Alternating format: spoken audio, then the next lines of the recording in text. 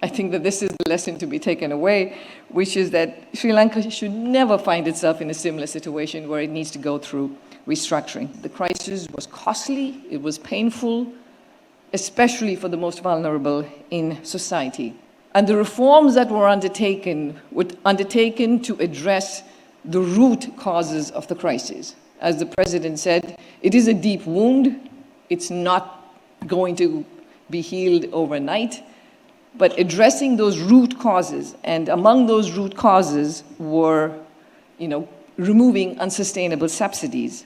So when we have this cost-reflective energy pricing, it is trying to fix a problem that otherwise would give rise to a crisis again in the future.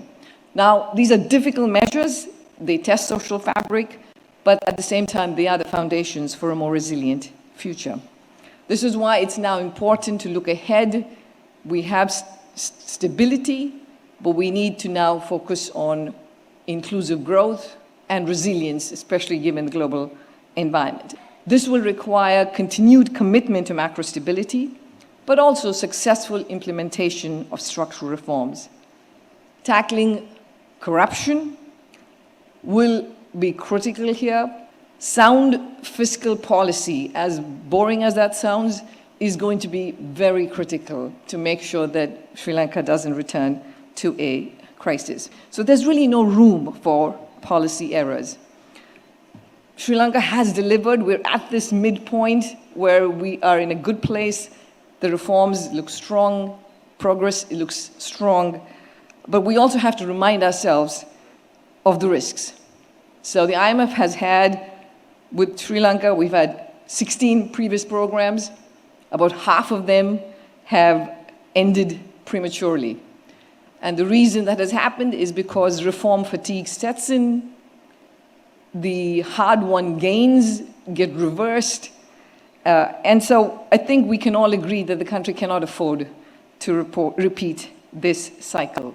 It is critically important to sustain the reform momentum and to do so in a manner that's inclusive and accountable.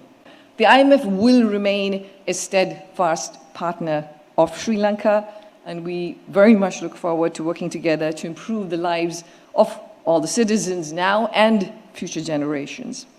I think, again, just to conclude, this time must be different.